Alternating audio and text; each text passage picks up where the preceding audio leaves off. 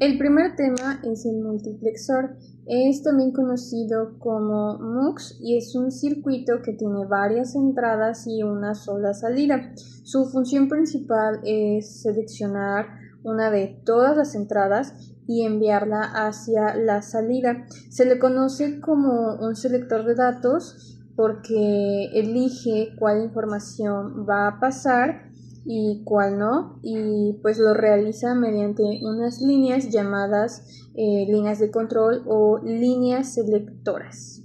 Las líneas selectoras determinan pues cuál entrada será enviada a la salida. Por ejemplo, si la selección es 00 pasa a la entrada A, si es 01 a la entrada B, si es 10 a la entrada C y si es 11 a la entrada D. Y pues gracias a esto el multiplexor permite controlar mucha más información usando menos cables y menos circuitos. Nos reduce las conexiones, la transmisión de datos, los sistemas computacionales, el ahorro de recursos, el diseño de circuitos lógicos, entre otros.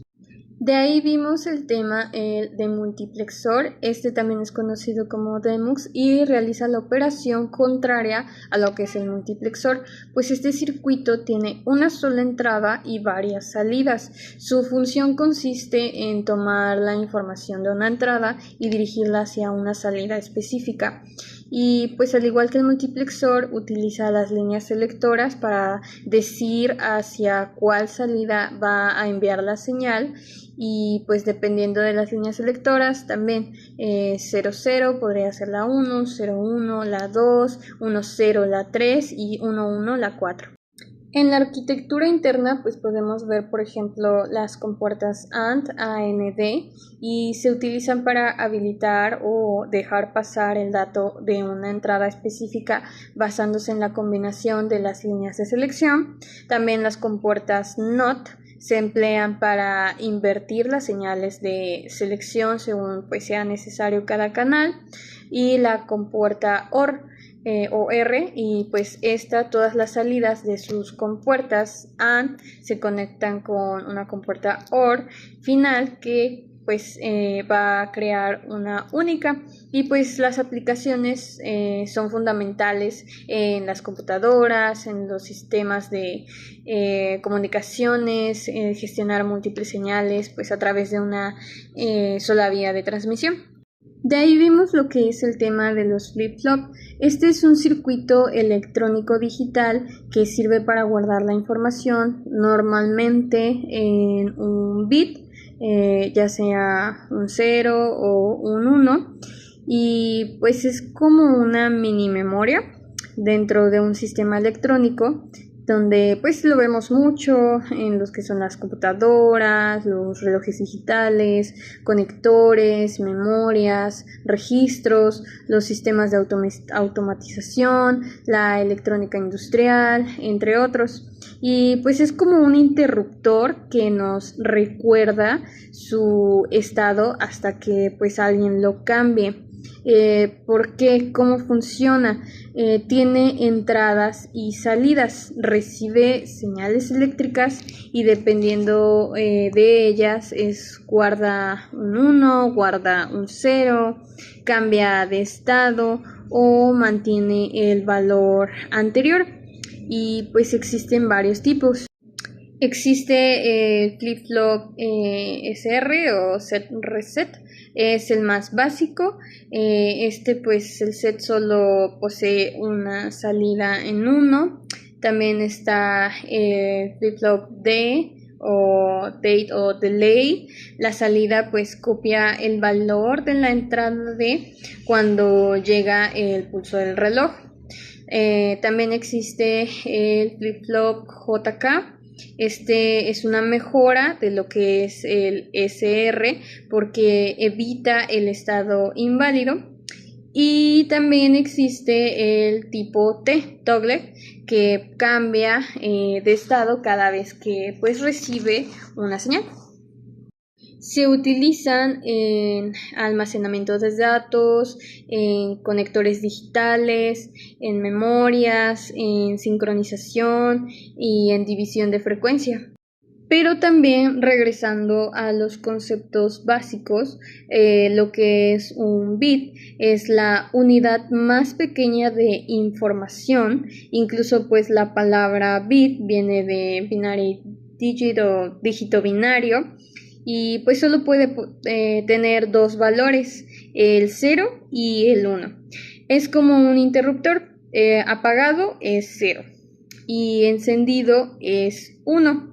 Como por ejemplo un bit puede indicar sí o no, verdadero o falso, encendido o apagado, y que pues sean de dos opciones. De ahí viene lo que es el byte o BYTE. Este está formado por 8 bits. Sirven para pues representar cosas más complejas como letras, números, símbolos, como por ejemplo la letra A en una computadora, pues se utiliza con los bytes, que es 01000001, y pues la relación entre ellos es que 8 bits es igual a un byte.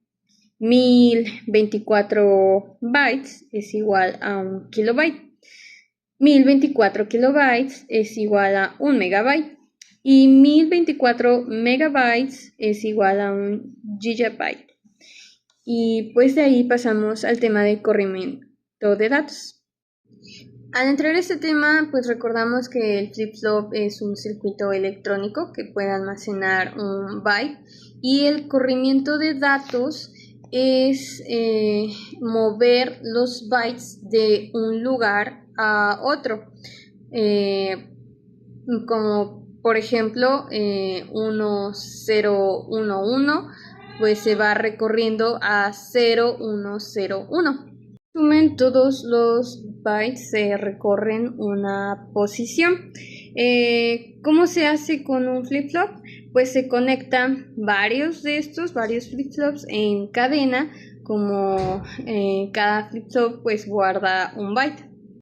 Ahora en los flip-flops tenemos los que son los diferentes símbolos.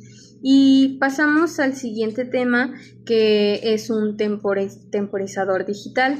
El temporizador digital es un circuito electrónico que mide o controla intervalos de tiempo usando señales digitales conocidos como pulsos de reloj.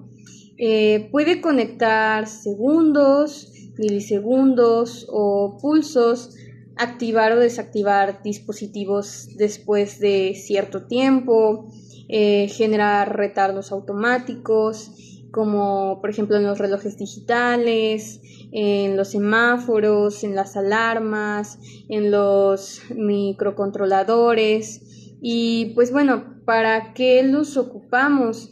Los temporizadores pues se usan para controlar el tiempo en sistemas electrónicos, como aplicaciones comunes, encender o apagar dispositivos automáticamente, generar los pulsos periódicos, crear retardos, controlar las frecuencias y ciclos, sincronizar pues los circuitos digitales.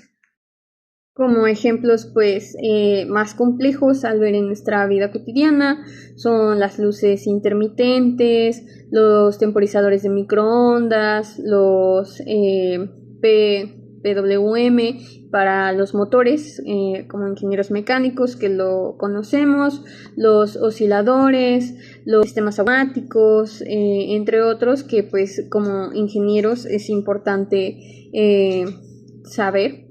Y pues bueno, vamos al tema del temporizador 555. ¿Para qué se ocupa? El 555 es un circuito integrado muy popular usado para generar tiempos, pulsos y señales oscilatorias. Como funciones principales puede trabajar en 3 modos. El primero es monoestable. Esto quiere decir que genera un solo pulso, como por ejemplo el temporizador de apagado. El número 2 es el astable. Genera pulsos continuos, como por ejemplo un LED que es parpadeante. Y como número 3 también tenemos el biestable. Este funciona en sí como un flip-flop. Y pues algunas aplicaciones de este 555 es generador de pulsos, las alarmas, los osciladores, el control PWM, los temporizadores automáticos, las luces intermitentes y el control de motores. Ahora vamos con el tema de los microprocesador. Es el tipo predominante del procesador de una computadora moderna. Combinan los componentes y la función de una unidad central de procesamiento, CPU, en un solo circuito integrado, que es IC, o unos pocos IC conectados. Al igual que los CPU, los microprocesadores suelen considerarse como el cerebro de la computadora y pues a diferencia de los CPU tradicionales, los microprocesadores integran los circuitos aritméticos, lógicos y de control de las CPUs más tradicionales en un circuito digital multipropósito controlado por un reloj y basado en registros. Los pasos claves para esto: número 1 es capturar o recuperar las instrucciones de la memoria de la computadora. Número 2 es decodificar.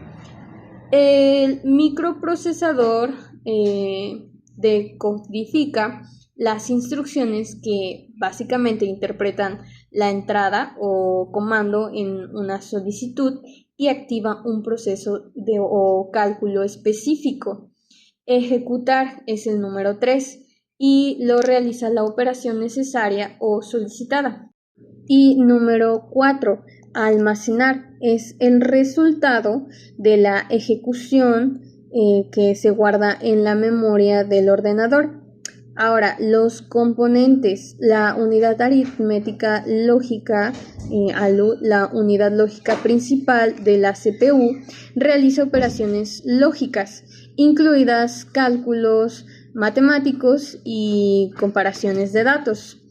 La unidad de control, CU, interpreta las instrucciones e inicia su ejecución dirigiendo las operaciones básicas del procesador.